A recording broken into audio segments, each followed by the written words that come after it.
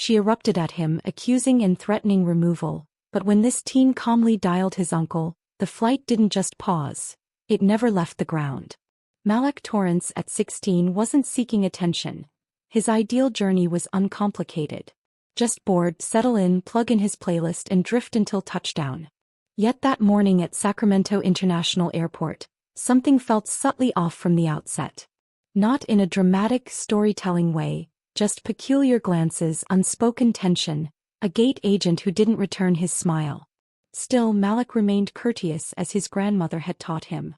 Don't give people reasons to label you, she'd always advised. Be better than what they anticipate. He'd just spent a peaceful week with her in Reading. She was recovering from knee surgery and he'd assisted with groceries, her garden and learning the new remote. Nothing extravagant, just being present, the kind of visit that made his mom proud. His flight back to Atlanta included a layover in Phoenix, and this leg, Sacramento to Phoenix, was the brief one. But it was about to extend beyond anything he could have imagined. As he stepped onto the plane, boarding pass in hand, Malik noted his seat. 14A, a window seat, perfect. He enjoyed watching the takeoff. However, upon reaching row 14, a man was already in 14A, headphones on, half asleep. Malik hesitated briefly, double-checked his ticket, then turned. A flight attendant, appearing to be in her 50s with tightly secured blonde hair and a silver-winged name tag reading T. Delacroix, walked down the aisle toward him. "Excuse me, ma'am," Malik began, his voice steady. "I think someone's in my seat. I'm 14A. She didn't even glance at his ticket. "That's not your seat," she snapped. "You're supposed to be in the back." He blinked. "No, I was assigned 14A by the app." "There was a switch at the gate, you can check," she interrupted him, raising her voice. "Don't talk back. I don't care what some app says, you go sit where you're told." Nearby passengers looked up. One man raised an eyebrow. A woman clutched her bag tighter. No one uttered a word. Malik took a breath. He'd been in awkward situations before, but this felt distinct. Not just dismissive, like she didn't even perceive him as a person. Like he was merely an inconvenience to be relocated. "Please," he said again calmly. "I think there's a mix-up. Can you scan the ticket?" "I said go sit in the back or I'll have you removed," she barked, her voice now loud, too loud. He looked around. Faces watched, phones were out, but still silence. A young kid across the aisle stared wide-eyed. An older woman whispered to the man beside her. Malik's heart pounded, not from fear, but from humiliation and frustration. He wasn't doing anything wrong, he knew that. But why did it suddenly feel like he had to justify his very presence? He pulled out his phone, opened the airline app and held it up. "It says 14A, he stated, showing her the screen. Delacroix didn't look. She crossed her arms and stepped closer. "Are you refusing to comply with a crew member's instruction? Because that's a federal offense." That's when something clicked within Malik. Not anger, just resolve. He reached into his backpack, retrieved his phone again and dialed. "Uncle X," he said when the call connected. "I need you." The second that call connected, the entire atmosphere of the flight began to shift. "Tell me everything." Xavier Torrance's voice came through the phone, direct, calm and already taking action.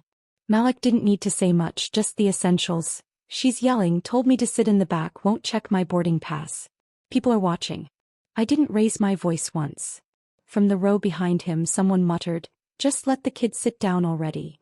Malik remained standing, phone in one hand, boarding pass in the other. Flight attendant T. Delacroix took a step forward, as if preparing for a confrontation. "Is that a phone call?" she demanded sharply. Malik nodded. "You're not allowed to use your phone during boarding. Hang up." He didn't even flinch. "I'm speaking with my attorney." That paused her for a second. Only a second. "Who's your attorney?" she asked, her tone thick with doubt, as if trying to expose a bluff. Xavier spoke through the speaker. "Xavier Torrance, Civil Rights Division. You might want to pause before you escalate this any further." Delacroix's eyes narrowed, but she didn't reply directly. Instead, she turned toward the front of the plane. "Captain, I need someone removed from 14A. Passenger is non-compliant and refusing to follow orders." A low murmur rippled through the cabin. Malik heard it. Everyone heard it. Someone near the window leaned forward. "Wait, he's not even in the seat yet." Another voice. "This isn't right, he's just standing there." A woman across the aisle finally spoke louder. I saw it. He asked her calmly. She jumped on him. Delacroix spun around. Ma'am, please stay out of this. No, the woman replied. Not this time. Malak turned slightly, holding the phone closer to his mouth. Uncle X, people are starting to talk now. Someone's recording. Good, Xavier said. Tell them to keep recording. I'm contacting the airline right now. What's the flight number? Malak read it from the placard above the seat. Row B 4312 to Phoenix. Got it. Stay calm. Say nothing else to her. You've done enough. Delacroix was now speaking into her own walkie, her eyes darting between Malak and the front of the plane. Her voice was lower, but she glanced at Malak every few seconds, as if he were a ticking clock she couldn't control. And all the while Malak stood there, not yelling, not angry, just waiting to be treated like a person. A male flight attendant approached cautiously, older, with salt and pepper hair, his badge reading General. He didn't carry the same aggression. If anything, he looked uncomfortable. Son, he said quietly, can I see your boarding pass? Malak handed it to him wordlessly. Norrell scanned it, then looked at the screen on his device. His eyebrows jumped slightly, but he said nothing for a few seconds. You're in the right seat. There was a reassignment at the gate. Delacroix had heard it too. She moved quickly. That can't be right. He said 14A, but the manifest still has a different name. No, Norrell interrupted, still reading. His name is there now. It was a last-minute change. It's in the system.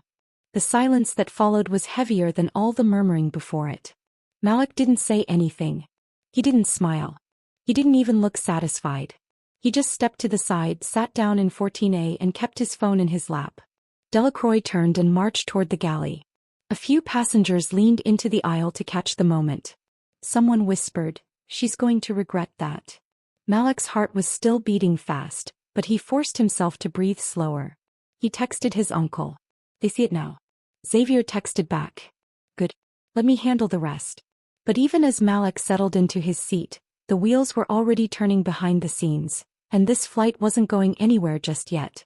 Back in his office in Oakland, Xavier Torrance was already standing, pacing, Bluetooth in one ear, laptop open.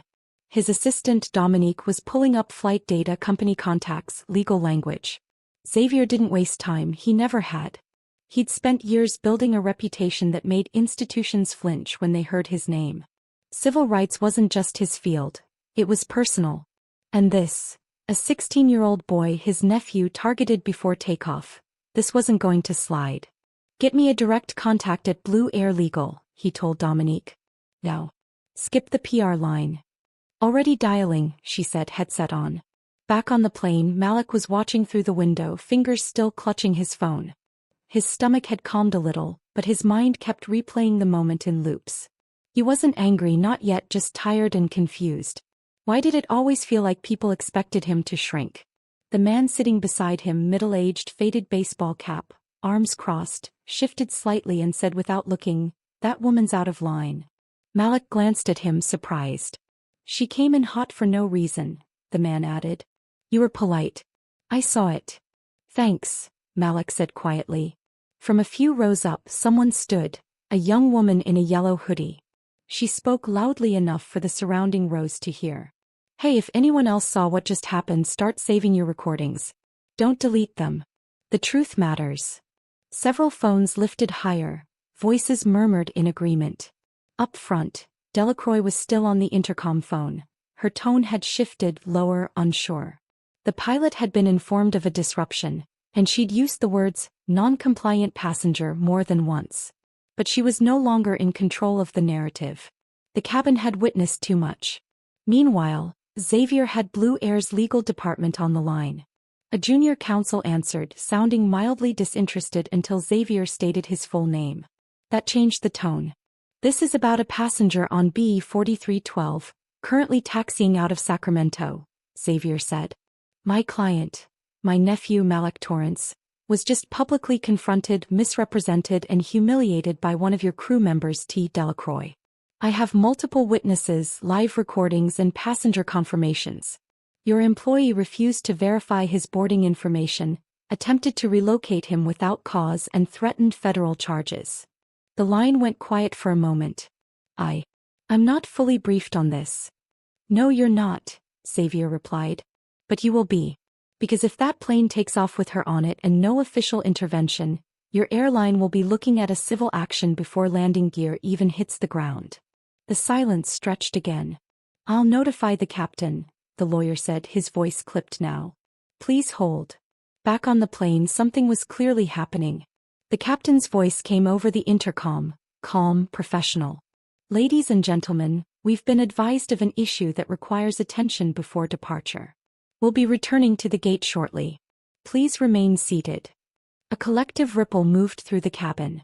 People exchanged looks. Some were surprised, others nodded knowingly. Malak leaned back, watching as the plane slowly pivoted away from the runway. Across the aisle, a flight attendant, not Delacroix, came to him, younger, brown-skinned, visibly nervous. She knelt beside his row, lowered her voice. I just want to say I saw what happened and I'm sorry. That shouldn't have happened to you. Malak gave a tiny nod. Thanks. She hesitated, then added, you handled it better than most adults would have. Malak didn't respond. He was still processing, still trying to balance between staying composed and just wanting to cry. Not from weakness but from being utterly done with moments like this. The plane was almost back at the gate when Xavier's call buzzed through again. She's being pulled, he said flatly. They're not letting her fly. They know they messed up. Sit tight. But while Malak had stayed calm, the flight crew was now scrambling, and what came next would turn this delay into national headlines. As the plane rolled to a stop at the gate, the cabin lights brightened. No one was getting up yet, but the energy had shifted. You could feel it. The way passengers whispered with more purpose now, the steady hum of curiosity turning into something sharper. The door opened. 2 airport security agents stepped on board, followed closely by a blue air supervisor in a navy blazer. Her face was tight with urgency, eyes scanning the rows before landing on Malak, then Delacroix. Miss Delacroix, the supervisor said, voice clipped, we need to speak with you at the front of the cabin. Delacroix tried to keep her expression neutral, but her mouth twitched as she stood and followed them up the aisle. As she passed Malak's row, she didn't look at him, not once. From behind Malak, the woman in the yellow hoodie muttered, about time. Passengers watched in silence. Some filmed, others just observed, phones ready but not raised, waiting to see what happened next. It didn't take long. 10 minutes later, the supervisor returned, alone this time. She walked directly to Malak. Mr. Torrance, she began, kneeling so she wasn't standing over him, we sincerely apologize for what happened. I want you to know the flight attendant involved will not be continuing this trip. You have done nothing wrong. Malak looked her in the eye. Why did it take a phone call to be heard? The question hung there. He swallowed. Sometimes it takes one voice to wake everyone else up. Before she could say more, the captain stepped into the cabin and addressed the passengers over the intercom. Ladies and gentlemen, thank you for your patience. We're addressing a personnel issue and will be resuming boarding shortly. If you need to stretch, you may do so now, but please stay near your assigned seats. No one moved. Everyone wanted to see what was next. The man next to Malak leaned toward him again. You got guts, kid. I've seen grown men fold in situations like that. Malak didn't say anything back, but he appreciated the words. Then came the next twist. A flight attendant approached Malak again, this time with a seat reassignment slip. Mr. Torrance, she said, this one older, voice softer, we'd like to move you to seat 2A for the remainder of the flight, first class. Malak blinked. I'm fine here. It's not a reward, she added quickly. It's just quieter and we thought you might want space. He looked at her, then at the empty first-class section visible through the curtain. Part of him wanted to stay in 14A to prove a point, but he also felt the weight of all the stares, all the quiet assumptions pressing in. He stood up. Sure. As he made his way forward, the passengers in his section didn't just watch. A few nodded, subtle but supportive. The woman in the yellow hoodie smiled at him. A young man raised a fist to his chest, not high, just enough. He took his seat in 2A and sat still, his backpack at his feet. From this position he could see the whole plane. It looked smaller now, more manageable, but not any simpler. Back in Oakland, Xavier watched the first viral post pop up. A video with over 15,000 views in 10 minutes. The caption read, "Teen boy wrongly accused on plane. This is what really happened." He shook his head. They're gonna feel this one. Dominique looked up from her desk. Want me to send an official statement? Not yet, he replied. Let it simmer.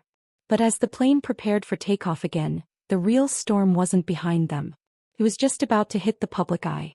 The moment Malak's story hit the internet, the temperature outside the plane was the least of anyone's worries.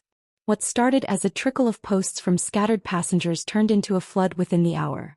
Videos, tweets, screenshots of the boarding pass app, all telling the same story from different angles. A teen wrongly accused, a flight attendant shouting, a quiet refusal to back down, and a phone call that flipped the narrative. In seat 2A, Malak didn't know how viral it had gotten yet. His phone buzzed nonstop, but he ignored it. Not out of pride, he just didn't know what to say. The whole thing still didn't feel real. A flight attendant offered him water. He thanked her.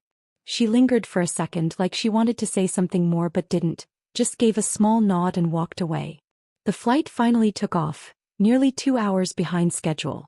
In the terminal, more than a few people were watching their screens, seeing a story unfold in real time while the very subject of it was 30,000 feet above them.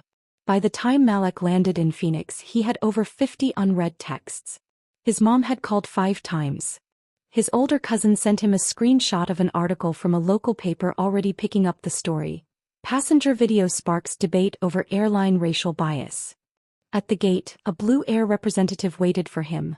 A woman in her 30s with a name badge clipped tight and a PR smile that barely held. Mr. Torrance, she said as he stepped into the terminal, we'd like to extend our sincerest apologies and offer you a complimentary voucher for future flights. Malak blinked at her. That's it. She shifted slightly, still smiling. We're also reviewing internal protocol. He let that sit for a beat, then asked, Did you watch the video? She paused. Yes. And you're still standing here offering me a voucher like that fixes something? The smile cracked a little. We're taking this very seriously, I assure you. Malak just nodded, not out of agreement. He was done giving people more than they gave him. Back in Oakland, Xavier was on a video call with a panel of legal colleagues and journalists. They'd all seen the footage. Some were angry, some were energized. One called it a teachable moment. But Xavier wasn't in the mood for packaging trauma. This was a quiet kid flying home. You don't get a pat on the back for fixing a mistake you created. Another lawyer on the call asked, You filing suit? Not yet, Xavier said. I want an admission. Public. Not buried in legalese. Meanwhile, in Phoenix, the terminal buzzed with activity. Malak made his way to the connecting gate and noticed a few people glancing at him. Not the usual glances travelers give each other. These were different. Some were sympathetic, some curious, a few just nodded quietly like they knew. A man in his late 40s approached him near a vending machine. You Malak Torrance? He asked. Yeah. The man offered a hand. I'm Ronell Burke. I work in education policy. Saw your video. What you did on that plane, that mattered. Malak shook his hand, unsure what to say. You didn't yell. You didn't fold. You held your ground. That's bigger than you think. Ronell walked off before Malak could reply, leaving him with that thought. On the connecting flight to Atlanta, Malak sat by the window again, this time with no issues, no shouting, just the low hum of engines and the occasional crackle of the captain's voice. He stared out at the clouds, phone on airplane mode, finally letting himself breathe. He didn't feel like a hero, just tired. But somewhere deep inside something had shifted. Not in the world maybe, but in him. But while Malak tried to slip back into normal life, the world outside was only getting louder and the headlines were just catching up. By the time Malak landed in Atlanta, his name was everywhere. News alerts, talk shows, hashtags. His story had moved beyond travel blogs and local papers. National outlets picked it up, each one spinning the footage in their own way. Some called it a case of procedural failure, others went further, calling it what it was: racial bias in real time. His mom, Trina, met him at the airport. She didn't say anything at first, just hugged him long and hard right there by the baggage claim. Cameras be damned. You okay? She finally asked. I'm good, Malak answered. Not great, but good enough to keep going. They drove home in silence, not the awkward kind, just the kind where neither of them wanted to fill the space with words that wouldn't fix anything. When they pulled into the driveway, his mom cut the engine but didn't move. Your uncle called. He said you handled it better than some lawyers he's worked with. Malik gave a faint smile. He told me not to say anything after I called him, so I just didn't. Trina looked at him carefully. That's not easy. Being still when someone's coming for you like that. I didn't want to give her a reason, Malik said. No, baby, she replied. You gave her a chance. She just showed everyone who she already was inside. Inside the house, Malik found his little sister had made him a welcome back sign out of construction paper. She didn't really understand what had happened, just that something was different. His phone wouldn't stop buzzing.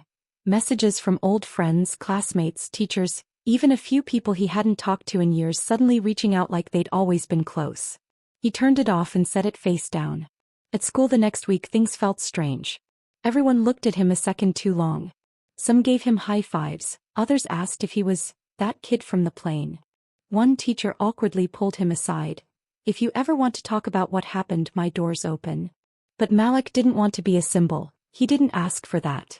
He just wanted to sit down somewhere without someone doubting he belonged. Back in Oakland, Xavier declined every interview. He didn't need airtime, he wanted accountability. Blue Air released a statement, polished, corporate, and full of strategic language. They called it a miscommunication, promised to review internal conduct protocols, and thanked Malik Torrance for his grace and cooperation. No apology, no name, no ownership. Xavier wrote a response himself and published it through a legal journal. What happened to my nephew was not a miscommunication. It was a clear reflection of who gets the benefit of the doubt and who doesn't. It was a reminder that too many young black boys are treated like threats before they open their mouths. My nephew was calm, polite, patient. That didn't protect him. What protected him was a phone call. And that should disturb every single person reading this. The piece went viral in less than 24 hours. Blue Air's stock dipped the next morning. Meanwhile, Malik tried to live normally, but people didn't let him. He was now the kid from the plane, whether he wanted to be or not. Still, something stuck with him, something he hadn't expected. The support. Not just from friends and family, but strangers. People from other states, other kids his age, adults who saw their own stories in his silence. Letters arrived in the mail, handwritten ones. A woman in Pittsburgh wrote, "My son is only 12, and I pray he grows up with the same strength you showed." A retired teacher from Kansas wrote, "You didn't just speak up, you showed up. That matters." Malik didn't write back to all of them. He didn't know what to say yet. But he kept the letters in a box under his bed. But while others were busy labeling him a hero, Malik was just beginning to figure out what it meant to carry a story that didn't feel like it was ever supposed to be his. A few weeks after the incident, life started moving again. Malik wasn't in the headlines anymore. News cycles moved on, the social media noise faded, but the story stayed with people, the ones who really saw it for what it was. At school, Malik had learned to walk through the hallways without reacting to whispers. He focused on his classes, kept showing up, kept doing the work. His GPA hadn't slipped, even though the pressure had nearly broken his focus more than once. What surprised him most were the quiet conversations, not the performative ones, the real ones. One day in history class, a kid he barely knew tapped him on the shoulder after everyone else had left. "I was on a flight last weekend," he said. Guy behind me started yelling about his seat, and the flight attendant didn't say a word, just smiled and helped him. Malik didn't say anything. "I thought about you the whole time," the kid added. Another time, a janitor, Mr. Daniels, who'd worked at the school for years, caught Malik by the vending machines. "You made me proud, young man. Most people don't stay calm when the fire's right in their face." Malik looked up. It didn't feel like calm. It felt like holding my breath. Mr. Daniels nodded. "Still counts." Malik started writing again. Nothing big, just in a notebook, journaling, getting thoughts out of his head so they wouldn't keep circling. Sometimes he wrote about that day, sometimes he didn't. But it helped. Xavier checked in every week. "You want to go public with this again?" he'd ask. "We can push for policy training, even settlements." But Malik kept saying no, at least for now. He didn't want to be used by people chasing clout. He didn't want to be packaged. He just wanted to live. Still, the weight of it didn't disappear. Being the kid who made the call came with something heavier than attention. Expectation. People wanted him to speak, to lead, to carry. But he wasn't a movement. He was a teenager trying to graduate and maybe go to Howard like his uncle. And yet he couldn't ignore how things had changed. Not just for him but for people who saw themselves in him. So, one night sitting in his room, Malik opened a new blank document on his laptop and typed, "Sometimes the strongest thing you can do is stay calm when someone wants you to break." He didn't post it. He just saved it for now. Because maybe the lesson wasn't about turning into a leader overnight. Maybe it was about recognizing what you carry, how you carry it, and knowing you're not alone. Maybe it was about having someone to call and being someone others can call when they need to. Maybe it was about speaking up even when your voice shakes, and showing that silence can still carry power if it's laced with truth. People said Malik changed that day. But he hadn't. He just revealed something the world didn't expect to see. Not anger, not defiance, just quiet, steady clarity in the face of ignorance. And sometimes that's enough to rattle the walls. If you've made it this far, thank you. Stories like Malik's happen more often than we know, but not everyone has someone like Xavier on the other end of the line. If this story meant something to you, share it. Talk about it. Ask yourself how you'd act if it happened in front of you. Because sometimes change starts with who decides to stand, or sit, in the right seat. And if you believe more people need to hear stories like this, don't forget to subscribe.